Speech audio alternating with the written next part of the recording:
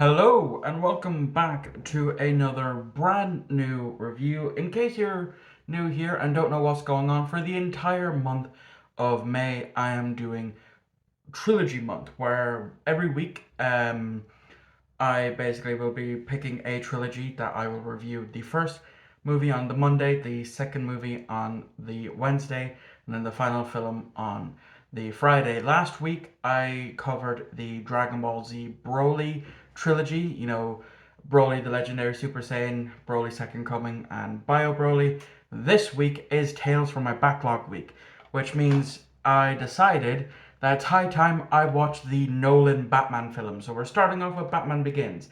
Yes, I've never seen any of the Nolan Batman films. Just because I'm not a big Batman fan, to be quite honest with you. I have grown up around Batman. Um, when I was young, Kevin Conroy, what is to me still the voice of Batman. But I definitely enjoyed my time with Batman Begins. So, yeah, like I said, I grew up with Kevin Conroy as Batman, like in the early 2000s, with reruns of Batman Brave and the Bold, Batman Beyond, the Justice League, Teen Titans, that type of stuff. I grew up on that. So Batman and Spider Man were the big superheroes that I loved as a child. But by the time, Batman Begins came out, I just wasn't interested in superheroes. And I wouldn't be for quite some time.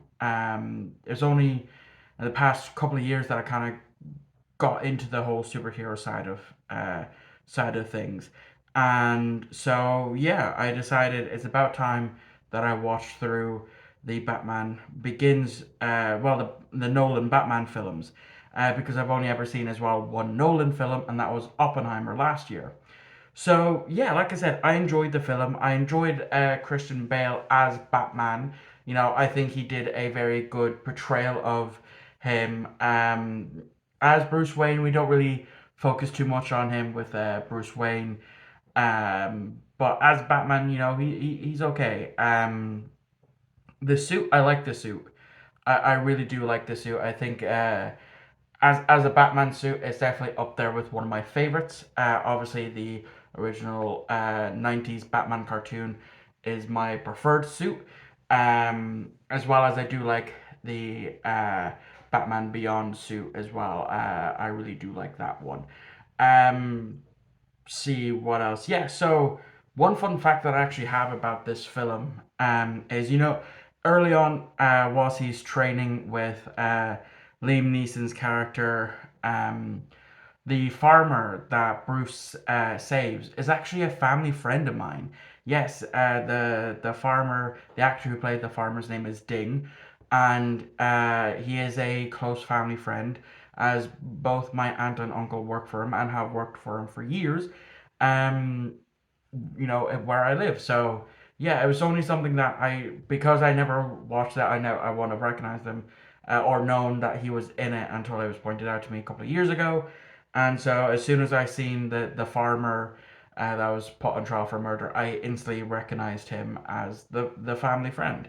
Um, so yeah, I like Liam Neeson in this. I would definitely did not see the twist coming that it was actually Liam Neeson who was the big bad of the film. I really thought it was going to be Cillian Murphy's Scarecrow, which I didn't really like. He was there. He did some things. He set the things into motion that he needed to, and that's about it. But I get it. It was a red herring setup that it wasn't really going to be Scarecrow that done it, and Scarecrow's still alive, so he could potentially show up in the next film or The Dark Knight Rises, which I'm not too sure on. Like I said, I haven't seen either of them, but by the time this comes out, I'll have seen them.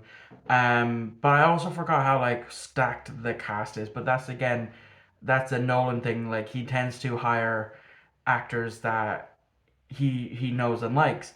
Morgan Freeman being one, Gary Oldman is another, and then it wasn't until I was scrolling through the cast that a name jumped out at me, and that was Joe Martin, the fugitive doctor, played a minor role in this.